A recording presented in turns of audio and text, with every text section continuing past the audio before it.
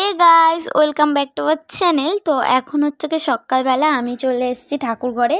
আর গোপু সোনাকে নিয়ে কিন্তু আজকে ভিডিওটা। আর আমি গোপু সোনাকে ঘুম থেকে তুলে স্নান করাবো, তো ওর জন্য আমি ভিডিও করছি, তোমরা পুরো ভিডিওটা দেখো। গোপু ওঠো, অনেক বেলা হয়েছে, অনেক বেলা হয়ে গেছে, এবার উঠতে হবে তো।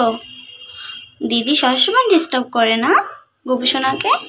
গোপু সোনার দিদি সবসময় গোপু সোনাকে এসে জ্বালাতন করে, কারণ দিদির আজকে তাড়াতাড়ি ঘুম ভেঙে গেছে। দিদি তো তোমাকে তুলবেই, কারণ দিদির তো এটা কাজ, তোমাকে তুলে চান করিয়ে জামা কাপড় পরাতে হবে তো, নাহলে সবাই তো দেখে নেবে। হ্যাঁ, ওটো ওটো ওটো ওটো। এই দেখো, এটা আমাদের গোপু সোনা। এটা বলো বলো গুড মর্নিং। গোপু, সবাইকে গুড মর্নিং বলে দাও, বলো। এই যে আরেকজনকে তুলেছি, দুই ভাই, বলো গুড মর্নিং বলে দাও। এবার উঠতে হবে তো। তো এই যে দেখো, গোপু সোনাকে চান করাবো দুই ভাইকে, সেই কারণে আমি একটু গামলায় জল নিয়ে নিয়েছি। আর আমরা কিন্তু ছোটোবেলায় হচ্ছে কি এরকম গামলাতে স্নান করতাম, খুব ভালো লাগতো। তখন অনেক ছোট ছিলাম, তখন মানে এরকম করে মা জল দিত আর আমরা বসে বসে চান করতাম। আর আমি কিন্তু গোপু সোনাকে রোজ এরকম মানে গামলার মধ্যে জল ভরে আর বসিয়ে রেখে চান করাই ভালো করে, একদিন ছাড়া ছাড়া করাই, রোজ না, যেহেতু ঠান্ডা লেগে যাবে।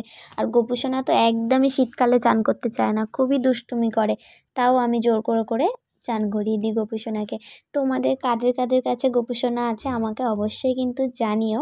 গোপু সোনাও কিন্তু কমেন্ট মানে পড়বে আমার সঙ্গে এই ভিডিওতে, যেহেতু এই প্রথমবার ভিডিওতে গোপু সোনাকে দেখাচ্ছি। যদি তোমরা কমেন্ট করো আমি গোপু সোনাকে শোনাবো যে গোপু সোনা দেখো তোমাকে কমেন্ট করেছে। আমি একটা ভিডিওতে দেখছিলাম যে কত সুন্দর গোপুকে কেয়ার করে, সেখান থেকে শেখা, যেহেতু সবাই তো দেখেই শেখে।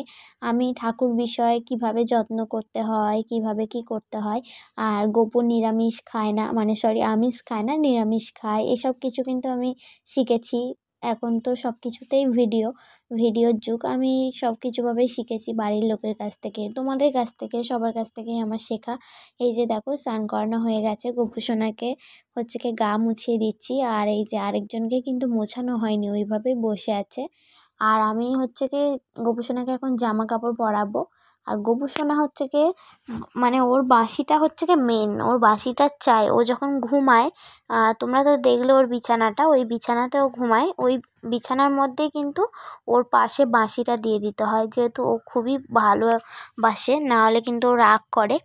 আর ওর জন্য আমি সাইডে খাবার রেখে দিই, মানে চকলেট, কখনো মিষ্টি রেখে গোপু সোনাকে বলে দিই, গোপু সোনা তোমাকে খিদে যদি পায় তাহলে তুমি উঠে খেয়ে নিও, যেহেতু আমি তোমাকে তো খাইয়ে দিয়েছি, আর ও তো বাচ্চা। আর তোমরা সবাই মানে যারা গোপুকে ভালোবাসো তারা তো জানোই যে গোপু সোনার মাঝরাতে খিদে পায়। তো গোপু সোনার একটা গল্প আছে, চলো তোমাদের সঙ্গে করি। এটা হচ্ছে কি আমার আম্মার কাছ থেকে শেখা, যে একটা মন্দিরে ওখানে শুধু গোপু সোনা থাকে ওই মন্দিরটাতে। আর ঠাকুরমশাই রোজ পুজো করে আর রাত্রেবেলা চাবি মেরে মানে মন্দিরের তালা মেরে চলে যায়, গোপু সোনাকে লাড্ডু খেতে দিয়ে যায়। আর সেদিন ঠাকুরমশাই ভুলে গেছে যে গোপুকে লাড্ডু দিতে, আর ঠাকুরমশাই খেয়াল ছিল না আর কি, কোনো তাড়া ছিল হয়তো।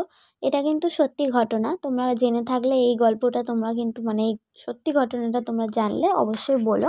আর তখন ঠাকুরমশাই ভুলে চলে গেছে, আর গোপুর তো তখন খুব খিদে পেয়েছে। আর গোপুর হাতে একটা সোনার বালা ছিল। গোপু হচ্ছে কি খিদেতে কী করবে, রাত্রেবেলা একটা দোকানে গেছে, মুদিখানার দোকানে। তো দোকানটাতে একটা কাকু ছিল, গিয়ে বলছে, একটা বাচ্চার রূপ ধরে গোপু সোনা গিয়ে বলছে যে আমাকে একটু একটা লাড্ডু দেবে, আমি খাবো। তখন দোকানদার বলছে টাকা কোথায়, তুমি টাকা দাও তারপর তোমাকে লাড্ডু দেবো। তখন গোপু সোনা বলছে আমার কাছে তো টাকা নেই। বলছে তাহলে, দোকানদার বলছে তাহলে টাকা নেই কিভাবে দেবো। বলছে এই নাও আমার হাতে এই বালাটা আছে, বলে গোপু সোনার হাতে যে সোনার বালাটা ছিল, গোপু সোনা কিন্তু সেই বালাটা খুলে দিয়ে দিয়েছে মানে দোকানদারকে। তখন দোকানদারেও নিয়ে নিয়েছে। তার পরের দিন যখন ঠাকুরমশাই মানে ওই দিয়ে গোপু কিন্তু লাড্ডু খেয়েছে সোনার বালা বিক্রি করে। আর তখন ঠাকুরমশাই সকালে মন্দির খুলে দেখছে গোপুর হাতে বালা নেই। তখন ভাবছে হয়তো চোর এসে চুরি করেছে, বাট তালা মালা সবই মারা আছে, চোর তো চুরি করতেই পারে। তখন ঠাকুরমশাই চেঁচামেচি শুরু করে দিয়েছিল, তখন ওই মুদিখানার দোকানের কাকুটা শুনতে পায়। তখন এসে বলছে যে একটা বাচ্চা ছেলে এরকম এই সোনার বালাটা দিয়ে গেছে। আর তখন ঠাকুরমশাই বলছে, তোমার এত সৌভাগ্য যে তুমি গপুর হাতের বালাটা, মানে গপুর হাতের বালার এতে তুমি গপুকে দেখতে পেলে, আর আমি এত বছর পুজো করেও আমি গপুকে দেখতে পেলাম না, এটাই হচ্ছে কি সৌভাগ্য। তো যাই হোক, গল্পটা কেমন লাগলো? এটা কিন্তু একদম সত্যি ঘটনা। আর এই যে দেখো, স্নান টান করি, একেবারে জামা কাপড় পরিয়ে দিয়েছি। আর আজকে ভিডিওটা এই পর্যন্তই। তোমাদের কেমন লাগলো অবশ্যই জানিও। টাটা।